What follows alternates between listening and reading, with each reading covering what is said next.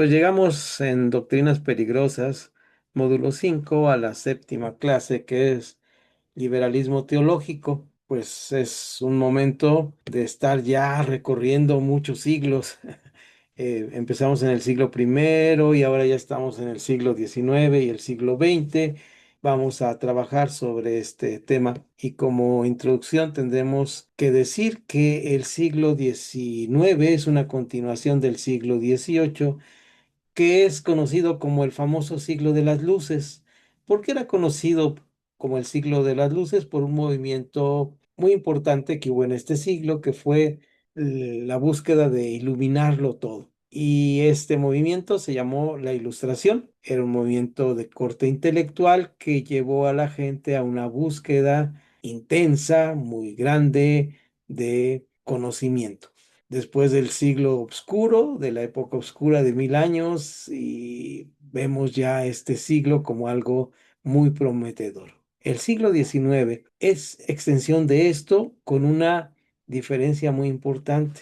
El siglo XIX inicia justamente con algo que se llamó la Revolución Industrial. La Revolución Industrial trajo la modernidad y la modernidad trajo muchos cambios importantes en la humanidad. Entre estos cambios importantes, pues sobre todo, trajo esta parte conocida como un avance en la tecnología, en las ciencias, en la manera de ver el mundo. Se acercó, el mundo era más pequeño y naturalmente la iglesia cristiana del siglo XVIII tuvo cambios importantes.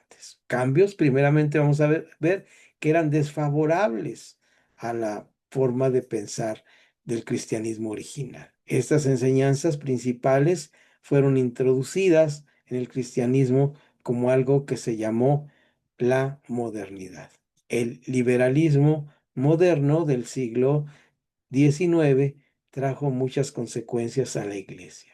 La primera consecuencia es que se privilegió la razón como la autoridad suprema, dejando al ser humano razonar acerca de las cosas espirituales. Esto provocó grandes cambios sociales, políticos y religiosos. Entre ellos, el protestantismo sufrió cambios significativos. Dio origen el modernismo a un pensamiento que fue conocido como el liberalismo religioso del siglo XVIII, donde la mayoría de las personas tuvieron que adaptarse a los cambios que la fe les exigía, perdón, y donde la fe estaba puesta sobre el progreso, sobre la tecnología y sobre los avances y mejorar la calidad de vida. Ahora dirán ustedes, ¿esto es malo? No, no era malo. Sin embargo, tenía su repercusión sobre la iglesia. La industrialización del mundo trajo como consecuencia un cambio en el paradigma familiar. Ahora la familia ya tenía que ser una familia movible que pudiera llevarse de un lugar a otro. Rápidamente tenía que ser extraída para cambiarse y vino algo que se llamó la secularización. Todos los aspectos del mundo y de la vida ya no se veían desde la fe, ahora se veían desde un punto de vista diferente. El punto de vista era que la educación, la política, la vida pública, todo estaba regido ya no en base a la concepción de la religión, sino había una concepción del racionalismo. La intelectualidad empezó a ocupar el lugar que antes tenían las figuras eclesiales. ¿Qué pasó entonces? ¿Cómo impactó esto en la Biblia? En la Biblia, perdón. ¿Cómo impactó esto? Rectifico. ¿Cómo impactó esto en la iglesia del siglo XIX? Entonces ya estamos en esta revolución industrial que trajo toda esta problemática. Y lo primero que pasó ahí es que la Biblia tuvo un desarrollo distinto en su interpretación. La interpretación bíblica empezó a sujetarse a lo que se llamó la crítica bíblica. En esta clase voy a hacer cierta mención de algunos aspectos. Sin embargo, tengamos en cuenta que estos aspectos los vamos a ver superficialmente, no vamos a abundar mucho en ellos. Esta clase estaba preparada para 2 sesiones, pero por razones vacacionales esto dicho entre paréntesis, vamos a tener solamente una clase y luego la presencial, que para nuestros hermanos de aquí de Guadalajara, pues la van a tener que visualizar a través de también de Zoom, pero algunos de ustedes van a tener la oportunidad de estar allá en la Ciudad de México y concluir con esta clase. Bien, retomando el desarrollo de la crítica bíblica, ahora. La modernidad trajo, primero, que los libros ahora estaban más al alcance de las personas, los documentos, la información, se volvió todo un aspecto muy importante. Entonces, la crítica textual tiene que ver con que ahora el texto se analizaba desde una manera crítica. De hecho, esto va a influenciar en todo lo que es nuestra lectura bíblica de ahí en adelante. Hay una crítica histórica, se ve, este texto realmente corresponde a la historia de lo que está viviendo la humanidad con lo que nos está contando la Biblia. Y lo más importante, se critican las fuentes. De ahí en adelante empieza a verse que las fuentes bíblicas no era así como un libro, como lo veían en la Edad Media, que había aparecido de parte de Dios y estaba ahí, sino que tenía un contexto con las fuentes que se habían inspirado. Esto trajo cosas buenas y cosas malas. Las cosas malas, pues naturalmente, es que para muchos desde el punto de vista de crítica, porque la palabra crítica es muy fuerte, ¿verdad? No, no significa que la crítica sea algo malo, sino la crítica significa que había un cuestionamiento en cuanto al texto bíblico. Aquí cabe mencionar, y es muy importante, que se critica la traducción que nosotros recibimos. Esto es importante. La traducción que nosotros recibimos se critica porque ahora hay nuevas fuentes. Aquí abro un paréntesis. La mayoría de nosotros crecimos, vivimos con Casiodoro de Reina, revisión 1960. Esta revisión fue hecha en el año después de la reforma religiosa del siglo XVI. Si no, voy a dar un dato al aire, tal vez esté equivocado, no tengo el dato ahorita. 1512 es cuando presenta esta traducción Casiodoro de Reina.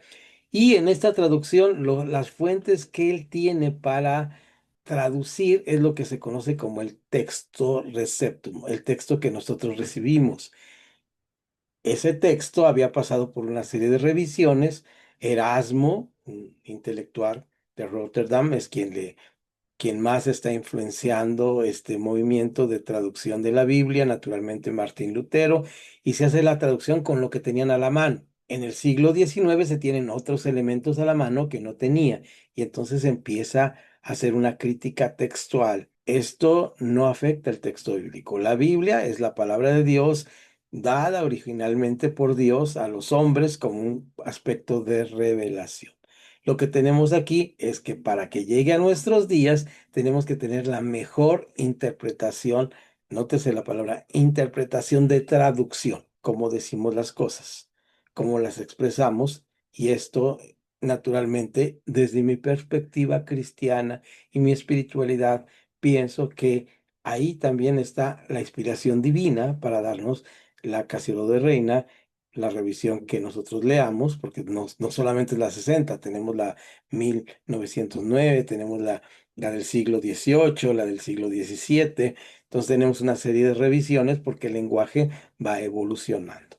Naturalmente, estas traducciones tienen que ver con esto que tiene que ver con la crítica textual o con la crítica desde la modernidad, porque ya tenemos otra información de los textos originales. Por eso a veces se menciona en la crítica bíblica, este versículo no estaba en el original. Hay muchos ejemplos de esto, hay muchos ejemplos de esto, pero realmente no afecta el texto, no afecta esencialmente el texto. Y, por ejemplo, vamos a ahora tener aquí un poquito de paréntesis, si me permiten. Eh, en el libro de Hechos, capítulo 15, estuve hablando este domingo en mi iglesia de esto. En el libro de Hechos, capítulo 15, tenemos alguna, alguna frase que es esencial en el texto, pero que algunas traducciones la omiten porque no estaba. Habla del concilio de Jerusalén, así llamado el concilio de Jerusalén, y llega un momento donde ellos dicen, versículo 25 del capítulo 15 de Hechos, dice, nos ha parecido bien, habiendo llegado a un acuerdo, elegir varones y enviarlos a vosotros con nuestro amado Bernabé y Pablo. Eso es lo que dicen. Ahora el 24 voy a leer lo que dije. Por cuanto hemos oído que algunos han salido de nosotros, a los cuales no dimos órdenes, os han inquietado con palabra persuasiva, perturbando vuestra alma, mandando circuncidaros y guardar la ley.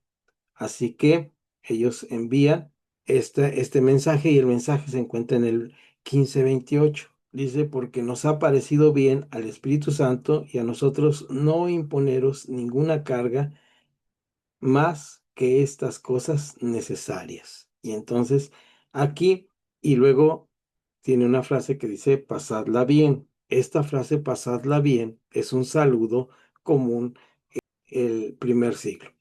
Quien lo tradujo dijo, pues tuvo que terminar diciendo que les vaya bien o bendiciones por nuestro tiempo, ¿no? Es como si alguien hace un escrito de lo que yo digo o de un sermón que yo dé y al final dice, y al final dijo, vayan en paz, Dios les bendiga. Entonces, no lo dijo, pero estaba implícito. Esto es la crítica textual.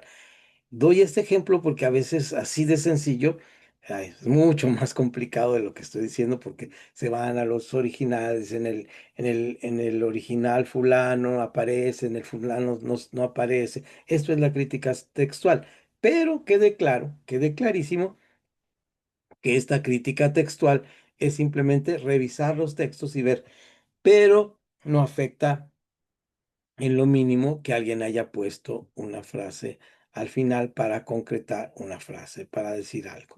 Otro ejemplo, por ejemplo, para poner en contexto lo que estamos diciendo, es en Efesios 4 o 5, por ahí. Estoy hablando de memoria y recordando ahorita versículos que tienen que ver con la crítica textual para que entendamos qué es este punto de la crítica textual. Puntualmente es cuando dice que deben someterse los unos a los otros. Las casadas, y luego está la palabra estén sujetas a sus maridos. Ese estén, que es un verbo imperativo, no está en algunos originales. En base a estos versículos. Ahora, si ustedes lo leen con el estén o sin el estén, el contexto de todo Efesios nos habla de que es algo del plan de Dios para la familia y representa la iglesia, la esposa, y que todo esto es vamos a decir, un constructo divino sobre la iglesia y que se refleja en nosotros como familia, en los diferentes roles o papeles que jugamos como seres humanos. Eso está fácil de entender. Ahora, el que esté sujeta o no esté sujeta, no quita todo lo demás. Ahora, el problema es cuando ya no vamos a entrar ahorita a adelantarnos tanto al siglo, pero a finales del siglo XX, algunos cristianos que trasnochados, que no llegaron a la crítica textual cuando se dio en el siglo XIX, llegaron ahora y a través de redes sociales decían, no leas la Reina Valera porque tiene tantos errores de traducción. O aún peor, que en el siglo XXI hay anuncios donde dice, lee la Biblia en el idioma original que fue escrito, que es el hebreo, y te vendemos un curso de hebreo. No es la función tener la crítica textual, la crítica histórica, la crítica de las fuentes, tiene como funcionalidad tener un texto lo más apegado a la realidad. He puesto con ustedes el ejemplo de yo creo que sí lo he puesto aquí con ustedes. Si no, díganme, ahorita hago la pregunta abierta para que hablen, si lo he hecho anteriormente y si se ha entendido correctamente. Por ejemplo, cuando yo creo que es Lucas, otra vez estoy hablando aquí sin traer bien preparado, no me estoy yendo mucho al bosque, pero quiero que quede claro este punto. Cuando dice, no está su mamá con nosotros, no están sus hermanos, no es este el hijo del carpintero, y utiliza la palabra griega, la voy a decir como suena más o menos en el griego moderno, mason o masón. Entonces, no es este el hijo del mason, que la traducción es constructor. Entonces, la crítica textual dice, A ver, la palabra ahí mason es constructor, no carpintero. La crítica histórica dice, en el tiempo de Jesús, pues no había árboles cerca, no se practicaban, no hacían sillas y cosas de madera como en la Edad Media, en los bosques, los inmensos bosques de la Europa de la Edad Media. ¿Qué pasó entonces? Pues la crítica dice que Casio de Reina, para facilitar nuestra comprensión, dijo la palabra carpintero. Ahora, no podemos cambiar, ya les he dicho esto, no podemos cambiar la idea del carpintero de Galilea ni todo esto. Se dice así que haya sido esto de esta manera, no quita el que Jesús era creado con José, ¿no? Y toda la historia o la divinidad misma de Cristo, nada de esto, simplemente es un análisis a la crítica textual. Pregunto, he mencionado esto ya anteriormente, ¿no? ¿Se ha entendido correctamente? ¿Alguien quiere comentar mientras tomo un traguito de café? ¿Queda clara la crítica textual? Sí, queda claro. Gracias. Sí, se entendió. Muy bien. No se me suben acá por alguna razón, no sé si no puse bien eso. Así. Ok. Bueno, entonces vamos ahí con el siguiente temita que vamos a tocar.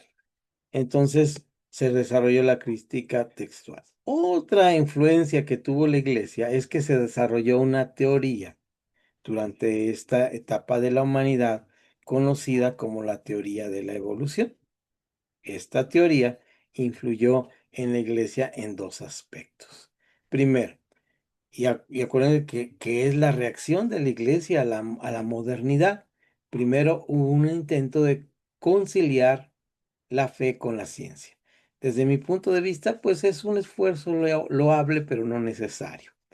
La Biblia no explica mayormente la ciencia. La Biblia no es un libro de ciencia, es un libro de fe y de creencias y llegamos a la conclusión final, como lo he dicho muchas veces.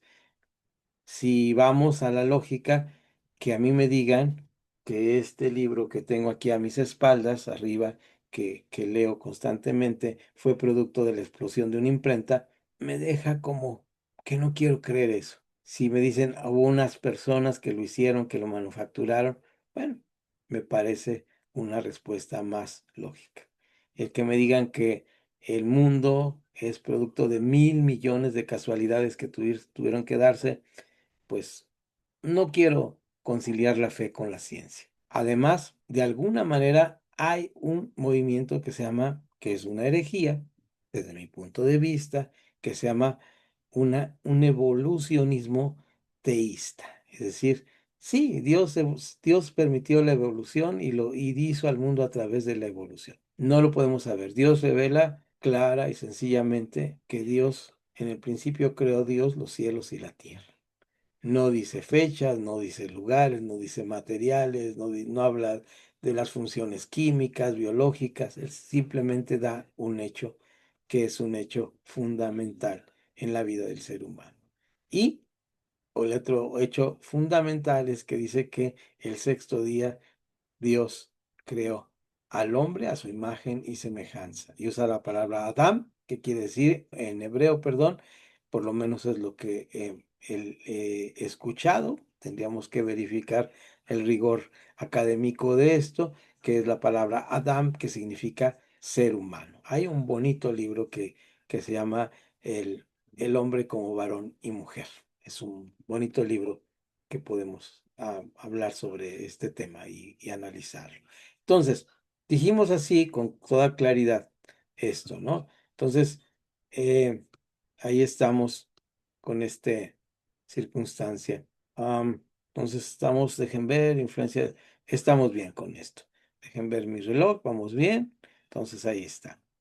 ¿En qué siglo estamos? ¿Alguien me recuerda? Siglo XIX.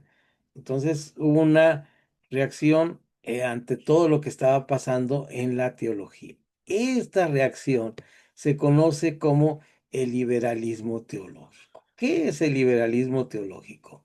Surge un movimiento que habla de tratar de ajustar la razón y el pensamiento humano a la forma de pensar de la modernidad. Se trató de modernizar la Biblia. Y al hacer esto, en lugar de tener un beneficio para las personas, la autoridad de la Biblia fue socavada.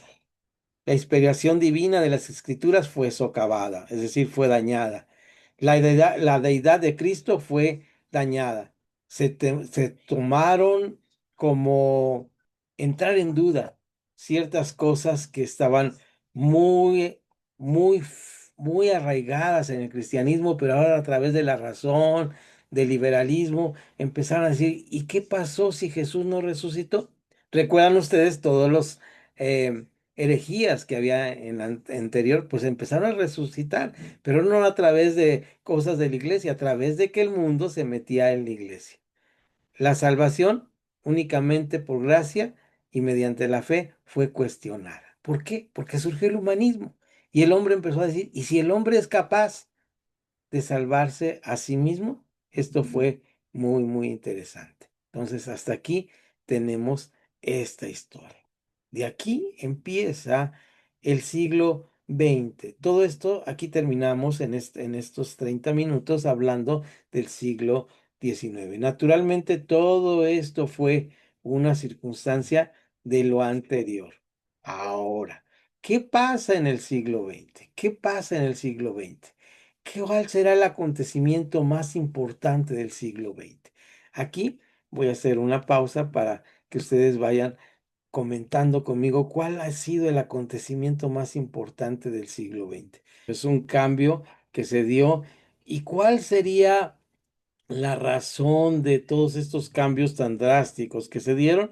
Mira, yo creo que la razón es esta que voy a escribir en la pizarra electrónica. Y si alguien me dice qué recuerdos tiene de esto, nos ayuda muchísimo a, a entender lo que pasó. ¿Qué dice ahí? ¿Alguien quiere leerlo? Que no sea Raúl, que nos ayude a leer lo que dice en la pizarra electrónica, por favor. Que ya varios lo están leyendo con el micrófono apagado, pero veo que lo están leyendo.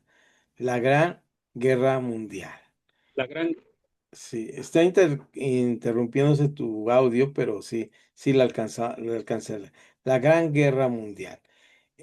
Las dos guerras mundiales, pero bueno, vamos a tomarlo como este título que es importante.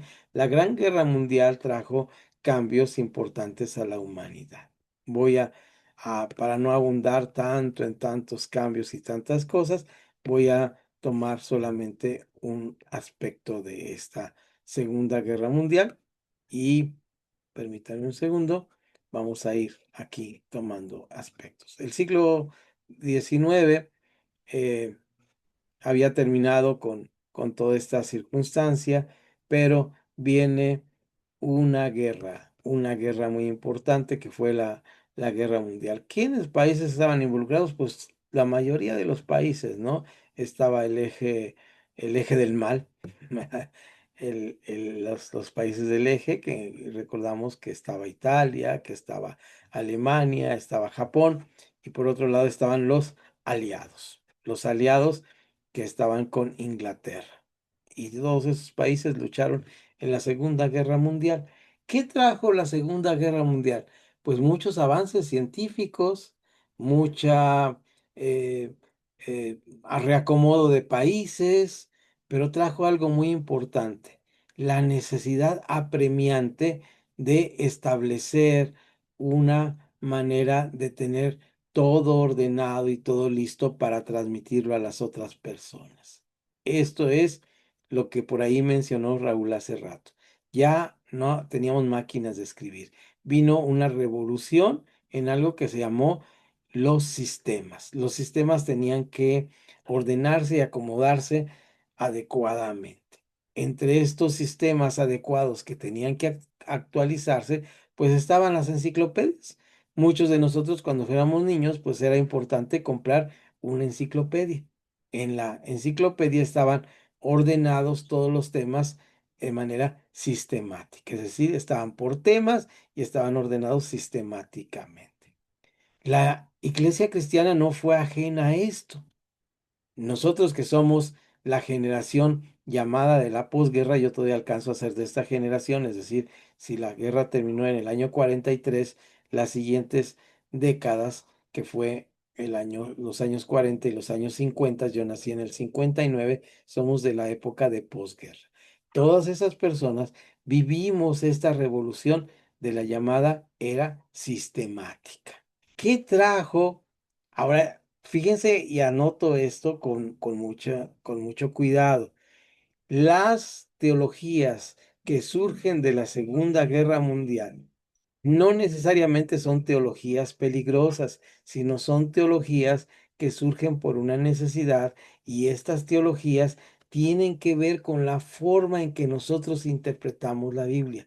No son buenas ni malas, simplemente son teologías. Y la más importante después de la Segunda Guerra Mundial fue la así llamada, dejen ponértelo aquí en la pizarra, la llamada, si escribo mal, me corrigen, la teología, dejen acentuarla para que se pare el diptongo, teología sistema, la teología sistemática. ¿Qué era la teología sistemática? Berkhoff es el padre de esta teología, o el representante principal.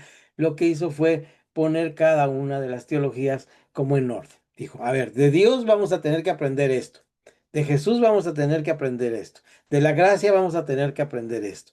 Y lo puso en partes pequeñas que pudieran hacerse fáciles de entender y comprender. La teología sistemática fue una respuesta importante del siglo XX a los grandes cambios, y mucha de esta teología respondía también a aquellos aspectos que el liberalismo religioso estaba degradando dentro de la iglesia. Al liberalismo religioso hacia un cristianismo más light, más tranquilo, que no tenía tanto compromiso, y la teología sistemática trataba de sistematizar la religión para el hombre moderno del siglo XX.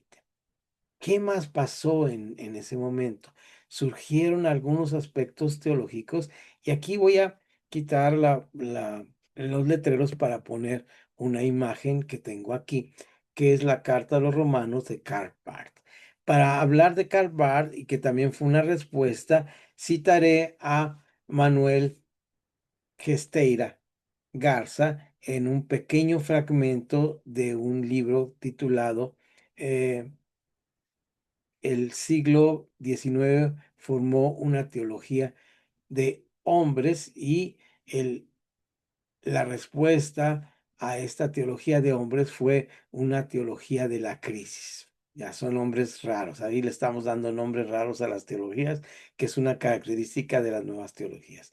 No quiero que se me hagan muchos bolas con esto, pero sí que quede en mente esta teología de la crisis, que es muy importante, porque fíjense bien, de esta crisis de la guerra fue terrible.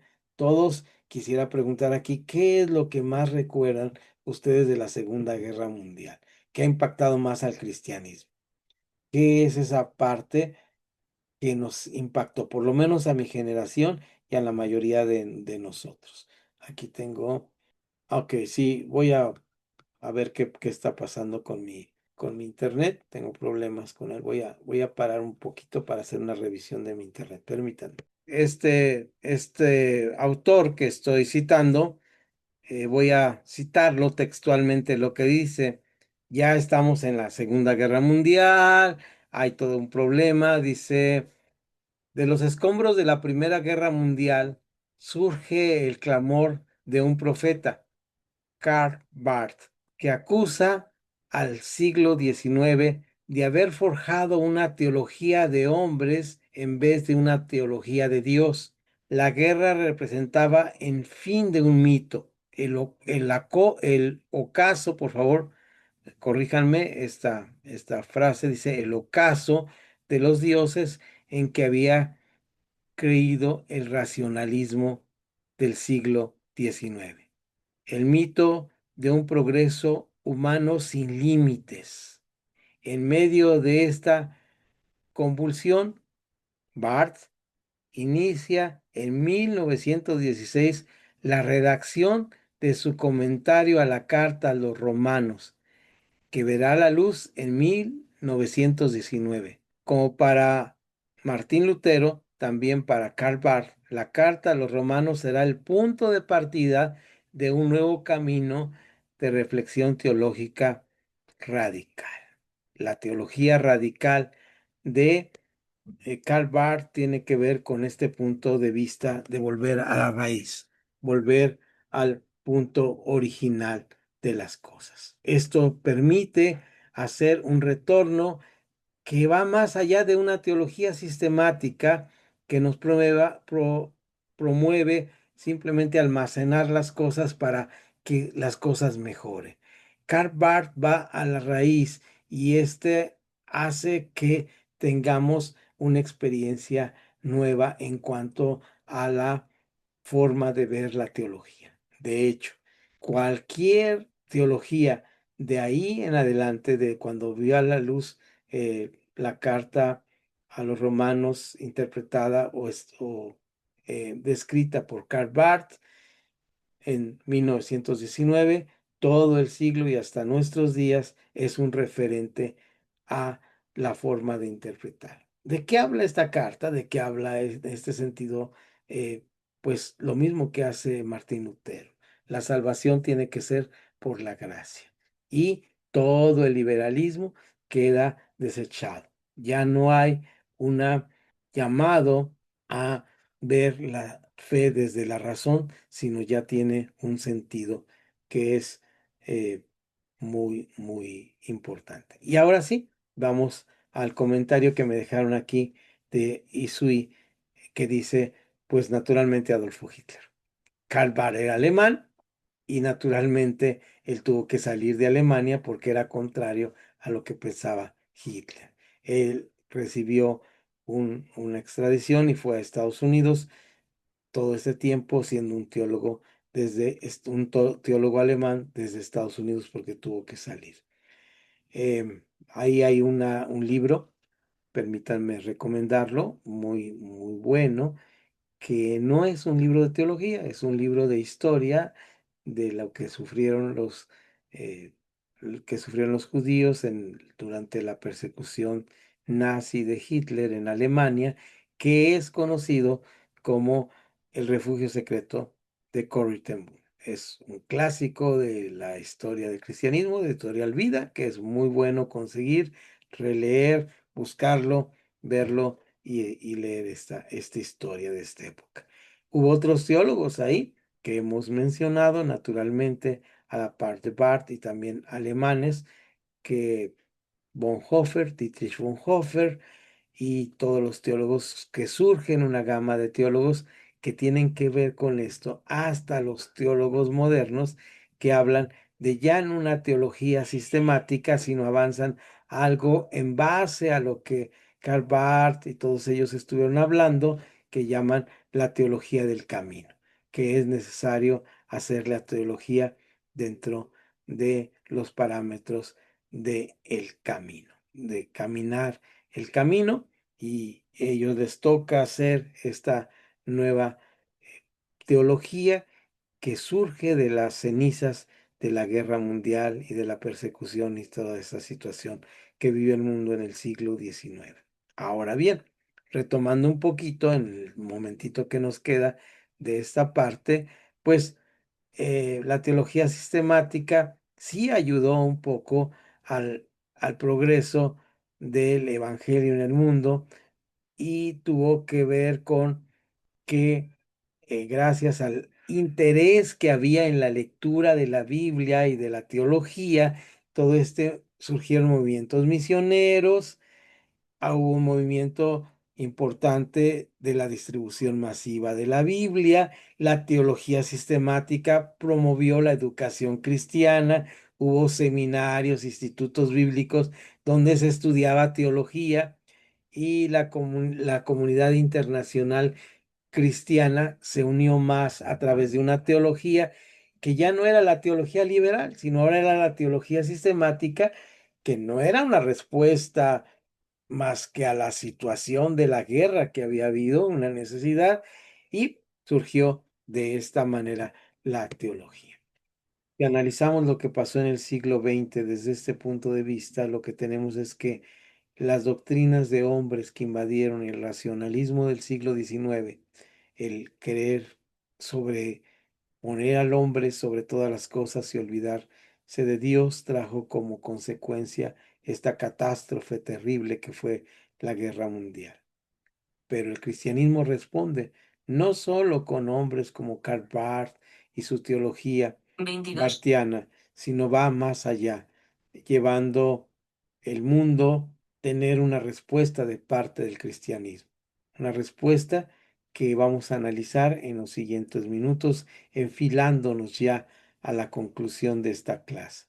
Primeramente, analicemos la respuesta del cristianismo en que hubo, ya lo dije en los arriba, en mi escrito, este énfasis en hacer institutos bíblicos. Se hicieron hospitales. Mucha de la misión que llegó a nuestros países llegó a través de los hospitales. Nuestro propio país fue ejemplo de esto. Estando tan cerca de los Estados Unidos, hubo un concilio muy importante que se llamó el Concilio de Cincinnati. Este Concilio de Cincinnati agrupó a las diferentes denominaciones en Estados Unidos y se repartieron el territorio mexicano en partes. Y esta repartición en partes, pues les tocaba evangelizar cada una de las áreas. Y hicieron misión de diferentes maneras. Ejemplo, nuestro propio estado de Jalisco le tocó a los bautistas y a los congregacionales venir aquí. Y ellos, la manera de evangelizar, vamos a decir, de llevar el evangelio era a través de la obra social. ¿Qué obra social tenemos en Jalisco tan importante? Bueno, un instituto de ahora es kinder, primaria, secundaria, conocido como cristiano, el Instituto Colón, que era de esta iglesia congregacional. ¿Qué otra obra de importante tenemos? Tenemos un hospital, el Hospital México-Americano, que fue fundado por la iglesia bautista. Está la iglesia bautista y luego está el el Hospital México-Americano, detrás de él hay un asilo de ancianos, y todo esto era la obra social de la iglesia, era la forma en que hacían misión, y de esta manera es como se evangelizaba.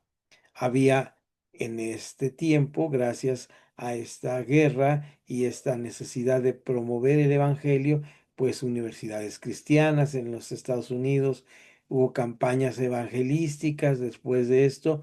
Todo esto puede ser cuestionado, pero existieron, es parte de lo que la historia nos dice que trajo el siglo XX.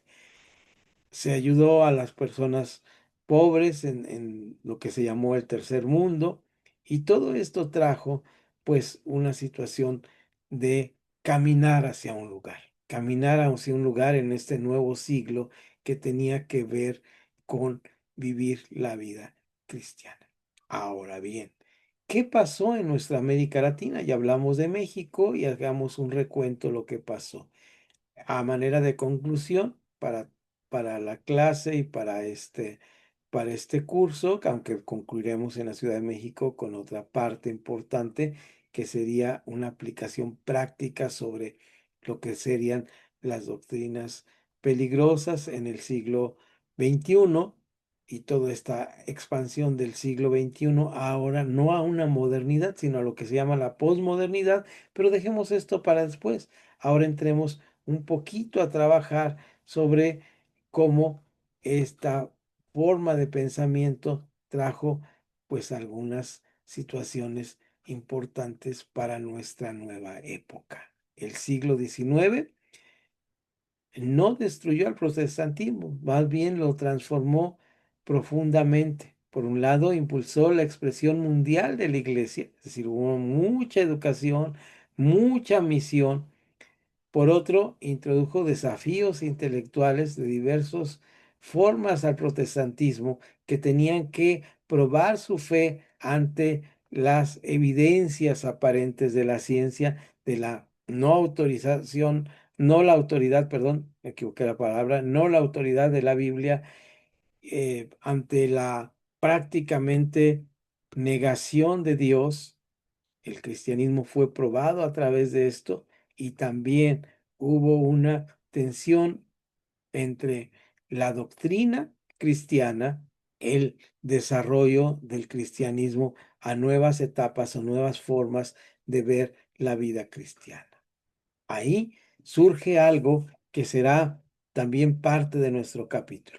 Las diferentes denominaciones de ahí en adelante dejaron de ser algo importante, las denominaciones históricas, y surgió lo que se llaman movimientos emergentes del cristianismo.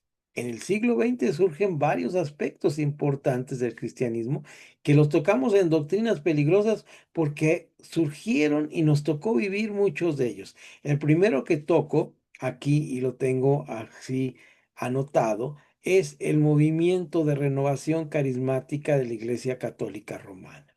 Este movimiento surge de una expansión de el sentir de los católicos hacia una relectura de la Biblia y experimentar evidencias de neumáticas que se llaman, o sea, del Espíritu Santo en las personas de la religión católica romana.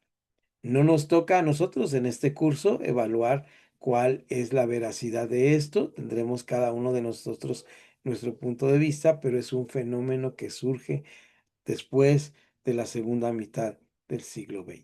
A principios del siglo XX surgen movimientos de renovación y de avivamiento cristianos conocidos como movimientos pentecostales. Estos movimientos pentecostales empiezan a tener influencia en nuestros países latinoamericanos. Surgen también en esta segunda mitad del siglo XX movimientos en las universidades donde los universitarios empiezan a moverse a través de asociarse para estudiar la Biblia. John Stott es uno de sus principales líderes y este movimiento que se convierte en un movimiento mundial, pero que tiene mucho impacto en América Latina, da como resultado movimientos de una teología llamada la teología del camino, la teología de René Padilla, un autor muy importante del siglo pasado, que tiene que ver con algo que él llama el cristianismo desde la integralidad. Esta manera de ver el cristianismo, que no tiene que ver solamente con una parte de la vida, sino, dice él, tiene que ver con lo intelectual, con lo espiritual y con el contexto donde vivimos, con el contexto donde vivimos, y él le llama a esta teología la misión integral. Esta misión integral de René Padilla hace un cambio en nuestra América Latina. Empiezan a surgir movimientos en diferentes países, como en Suiza, con un movimiento conocido como April, que significa algo así como la renovación o el nuevo nacimiento, y este April de em, hace un cambio en la mentalidad, empieza a llamar muchos jóvenes y todos esos jóvenes van caminando hacia una renovación espiritual, una nueva manera de ver el mundo, de tratar de entender una espiritualidad. Y aquí cabe decir, a veces parecía que el mundo seguía a la iglesia o la iglesia seguía al mundo y no se sabía bien cómo era tan influenciable la iglesia con estos movimientos como los movimientos suizos, que tenían esta característica tan especial de llamar a los jóvenes a vivir aparte en ciertas comunas.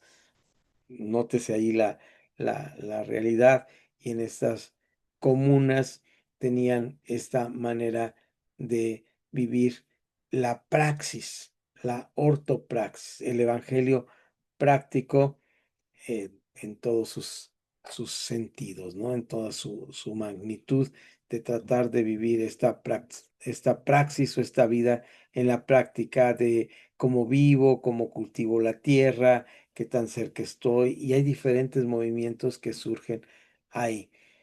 Y todos estos movimientos tienen que ver con el siglo que está concluyendo. También cabe decir que estos movimientos a veces van a extremos que causan cierta cantidad de, vamos a decirlo así, de herejías que están surgiendo constantemente en el mundo. Una de las influencias más grandes es que el mundo se hace chiquito y ahora se transmiten muchas ideas equivocadas a través de los medios de comunicación, eh, tanto positiva como negativamente. John Stott hace su movimiento estudiantil, se une a un gran predicador que está haciendo campañas de evangelismo por todo el mundo y hacen un evento muy importante que se llama el evento de Lausana. Lausana, aunque ya lo vamos a ver nosotros en el tema que vamos a ver sobre misiones,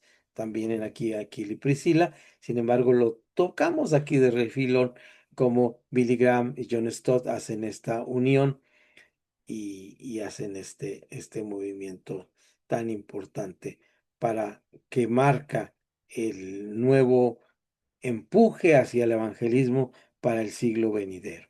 ¿Cuál es este empuje que viene a ser con lo que vamos poniendo el pie en el escalón final de lo que estamos hablando?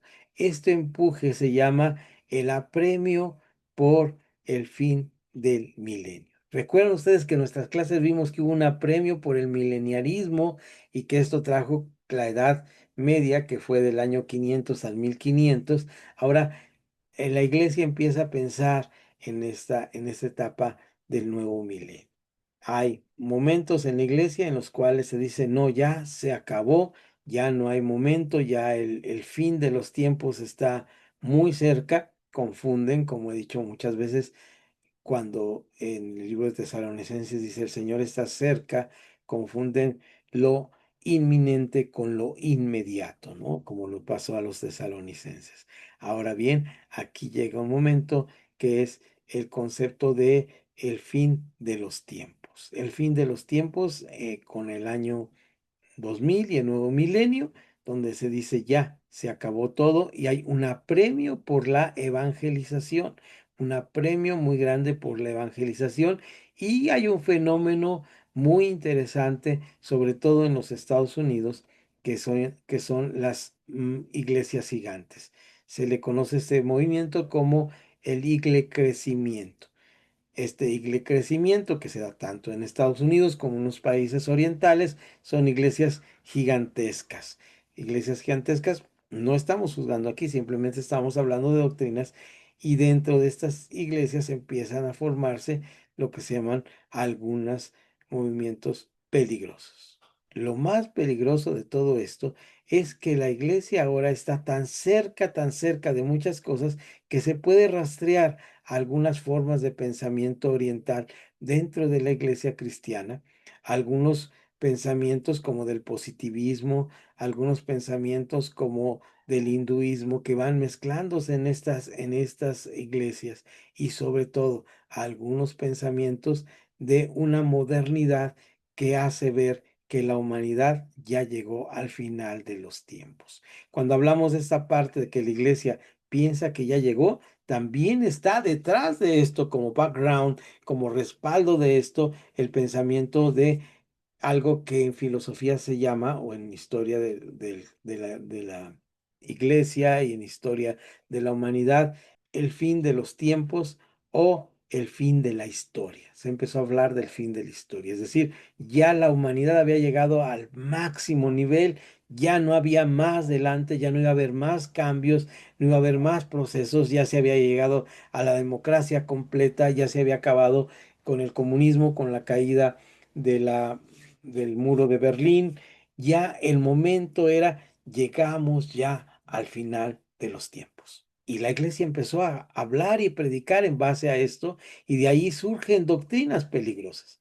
Cuando hablamos de doctrinas peligrosas, no estamos hablando de herejías ya en el siglo XX, como negar a Cristo, como decir que ya no va a venir el Señor. No, estamos hablando de filosofías del mundo que se van metiendo y entonces ahora lo importante es que ya llegamos al final y ya esta es el reino de Dios, en lugar de hablar del reinado de Dios, el proceso en el cual estamos del aquí, ahora, pero todavía no, el reino de Dios, están hablando de un momento donde ya El reino de Dios es esta sociedad moderna, occidental, rica, próspera, que ya simplemente es, pues, adhiérete a ella, ya no hay otra manera. Todo esto causa problemas dentro de la iglesia. Estas magna iglesias, estas iglesias gigantescas, tienen su auge debido a estas circunstancias del apremio del evangelio. Ahora bien, todo esto que estamos hablando, pues tiene que referirse a lo bíblico, ¿verdad? ¿Qué es el propósito de Dios para la iglesia en el siglo XXI o lo fue para la iglesia en el siglo XX? Hago dos apuntes importantes aquí en este momento. Hay dos partes fundamentales de la iglesia de Cristo que deben manifestarse en la comunidad de fe de todos los siglos, de todos los lugares y de todos los tiempos. La primera es la horizontalidad de los miembros y sus funciones. Vuelvo a repetir, la horizontalidad de los miembros y las funciones. ¿En base a qué decimos esto? Pues en base a Efesios, al libro de Efesios y la revelación de Pablo, de Dios a Pablo, perdón, lo dije mal, de Dios a Pablo en cuanto al propósito universal de su iglesia. Dice, lo que estoy diciendo ahora en cuanto al matrimonio, no lo estoy diciendo porque crea en un matrimonio así perfecto, que no va a pasar nada. Lo estoy diciendo porque esta relación entre el hombre y la mujer y el matrimonio es imagen de lo que es la iglesia y lo que es Cristo. Es una unión espiritual indivisible, eterna, que permanece. Y que esta unión que permanece se basa en que nosotros debemos someternos los unos a los otros en el temor de Dios. Someteos los unos a los otros. ¿Para qué nos sometemos? Lo dice en el capítulo anterior.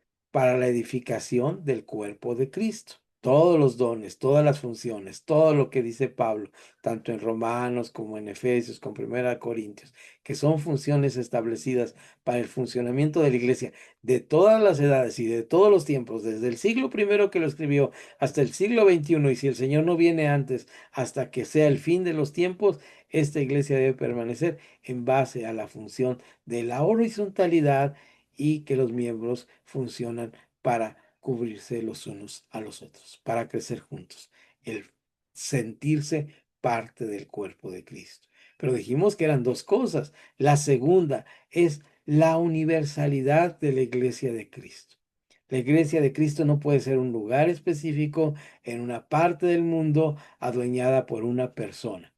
El gran problema de la iglesia católica romana fue Constantino en el 300. Esta querer ser una universal, pero yo solito, pero yo nada más. Por eso les comentaba de este amigo que dice, algunos cristianos piensan que son de generación espontánea, ¿verdad? Surgieron de la nada. No, tenemos una historia y esta historia hay que revisarla porque esta historia está llena de aspectos importantes que tenemos que revisar para no caer en doctrinas peligrosas. Se da esta tensión entre la fe y la modernidad y lo que se piensa actualmente, y que tiene que ver con esta manera que de repente nos absorbe o nos envuelve de tal manera el pensamiento que nos vamos por la libre en las doctrinas. Y esto nos vuelve, pues, liberales, nos vuelve herejes en una parte de nuestra existencia, nos vuelve no dependientes de Dios, sino dependientes de nuestras propias fuerzas. Y esta Iglesia Universal está compuesta por todos los creyentes de todos lugares y de todos los tiempos. Esta es la Iglesia del Señor y termino con una lectura bíblica. Y vamos al libro de Marcos. Creo que voy a regresar a leer Marcos. Son 16 capítulos hermosos. Pero el capítulo 10 de Marcos, que es muy extenso y muy largo, nos deja bien terminar. Por eso he escogido ahora esta lectura. A ver si la luz me da y a ver si el ojo me da para leer de papel, que me gusta hacerlo, pero no es tan fácil. En Marcos capítulo 10 voy a buscar el versículo de donde quiero empezar. Básicamente el fin de Marcos es un libro muy pequeño de 16 capítulos El capítulo 10 de Marcos es muy extenso y prácticamente las dos párrafos grandes finales que abarca en nuestra Biblia del versículo 35 al versículo 45, son 10 versículos, ahí está encerrado esto que quisiera hablar, ¿no? Del 35 al 45, aunque luego viene ya una parte final donde habla del ciego Bartimeo, que también es hermosa, pero ya está en otra situación en Jericó. Como que esta parte ya yo la hubiera puesto ahí el 11, yo, ¿verdad? Recuerden ya dijimos, eso es importante, la palabra de Dios no fue dada ni con versículos ni con capítulos. Esto es parte de la crítica textual. La crítica textual dice esto: la Biblia no fue escrita con versículos y capítulos. Hago aquí un retroceso, perdón por mi falta de sistematización, de no ser tan sistemático, pero recuerdan ustedes que hablamos de la crítica textual. La crítica textual dice, tengan cuidado.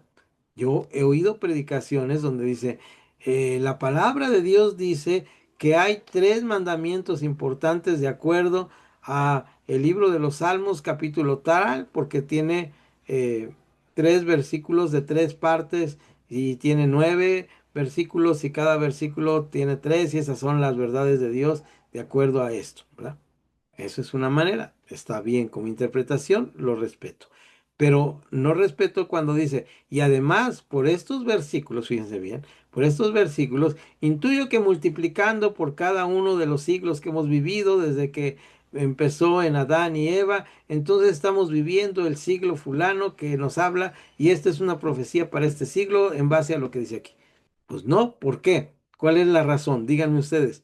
Porque la Biblia originalmente no fue puesta con versículos ni capítulos. Entonces, a veces nosotros cometemos ese error. Por eso la crítica textual nos marca esas advertencias. La Biblia, alguien lo puso en el año 1500, en el año que sea, muchos años después, creo que los capítulos en el 1200, creo que los versículos en el 1500. Si alguien tiene ahí el ah, Google académico, el que sea, puede verificar en qué año se pusieron los capítulos y versículos a la Biblia y nos lo puede aportar como una buena aporte ahora mismo, ya sea en el chat o por voz. Pero yo pondría el capítulo 11 en el 46 y brincaría, no quisiera hacer ahorita en mi Biblia ni arrancarlo ni nada, sería una herejía, pero yo terminaría el capítulo 10 que ya estaba muy largo, ahí del 35 al 45. Vamos a hacer una lectura para ir entendiendo lo que es una doctrina peligrosa. ¿Cómo se mete una doctrina peligrosa en nuestros días? Entonces Jacobo y Juan, hijos de Zebedeo, se le acercaron diciendo, Maestro, queríamos que nos hagas lo que pidiéremos. Ah, qué bonita interpretación de la Biblia tenían estos hermanos. Jacobo y Juan, hijos de Zebedeo. Eran dos hermanitos que estaban ahí pidiéndole algo. Él les dijo, ¿qué queréis que os haga? Ellos dijeron, concédenos que en tu gloria nos sentemos el uno a la derecha y el otro a la izquierda. Ya viene tu gloria. Para ellos, desde mi punto de vista, su gloria no era en el fin de los tiempos. Era un Jesús, un Mesías que hacía milagros, que hacía grandes prodigios, y llegó el momento donde ya iban camino a Jerusalén, en esta versión corta de la historia de la vida de Jerusalén. Ya había hecho muchos milagros, nadie se le ponía enfrente, parecía que ya iba a ser el Mesías puesto como rey y señor de la historia. Entonces Jesús les dijo, no sabéis lo que pedís. ¿Podéis beber del vaso que yo bebo o ser bautizados con el bautismo con que yo soy bautizado? Ellos dijeron, podemos, ¿verdad? Jesús les dijo, a la verdad, del vaso que yo bebo, beberéis, y del bautismo con que yo soy bautizado, seréis bautizados. Pero el sentarse a mi derecha y a mi izquierda no es mío darlo, sino a aquellos para quienes está preparado. Perdón por la letra roja, pero se me borra a mí la letra roja. Entonces creo que ahí vamos, ¿no? Lo he leído varias veces, entonces creo que voy leyendo bien. Si hay una corrección, pongan sus correcciones. Ya alguien investigó cuándo pusieron los versículos y los capítulos en la Biblia, nos comenta. ¿Cuándo le pusieron 41 aquí a donde estamos leyendo? No, se me hace que este versículo debió estar arriba, porque dice, cuando lo oyeron los 10, comenzaron a enojarse contra Jacobo y contra Juan. ¿Cómo no se van a enojar? Ahora, aquí es muy interesante desde el punto de vista de lo que es el manejo de conflictos. Y esto es muy interesante porque, ¿qué pasa en nuestras comunidades de fe? Y es una de las herejías que se meten más cuando nosotros hacemos un mal manejo de liderazgo, de la palabra que no me gusta, liderazgo, ¿verdad? Porque más bien son roles que tenemos en la iglesia.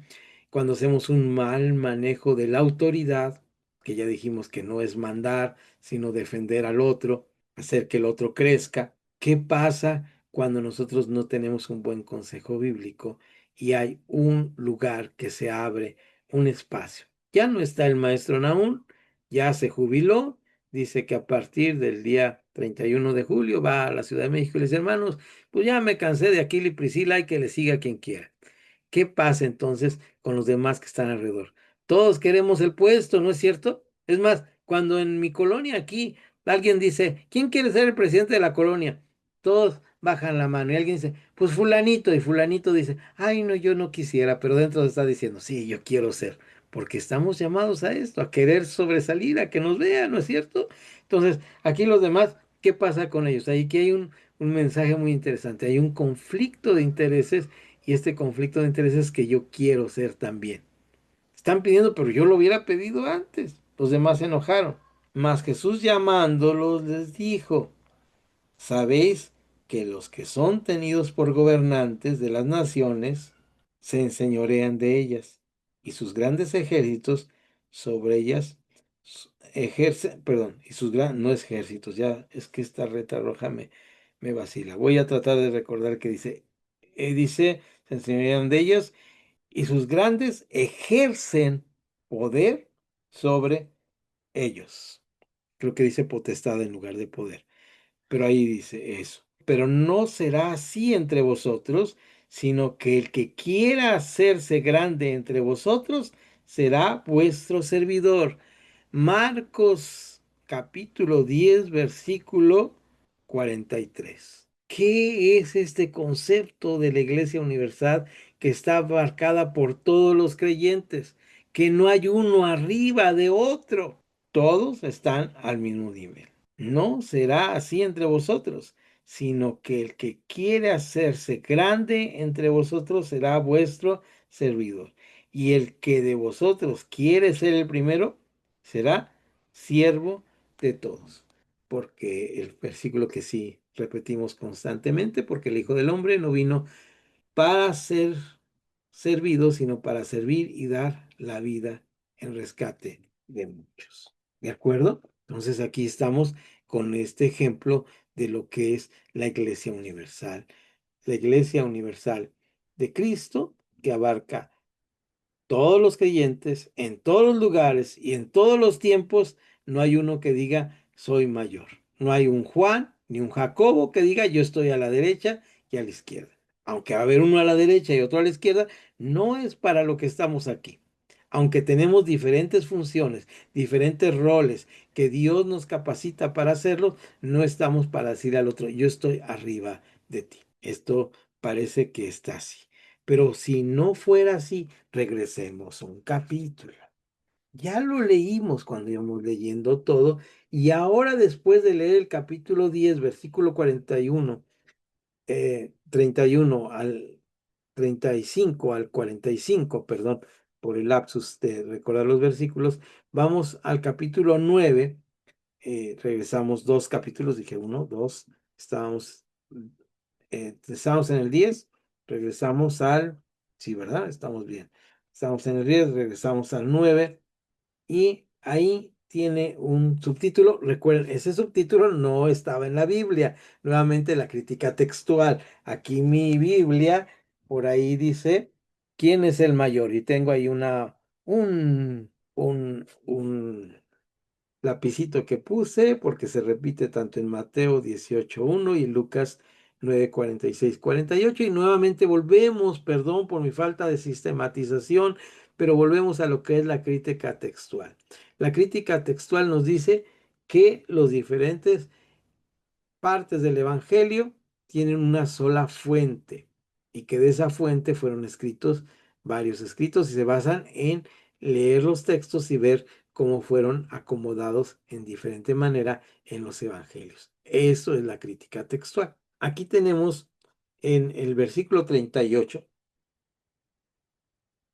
Bueno, voy a tomar la libertad, espero que se me haga posible leerlo.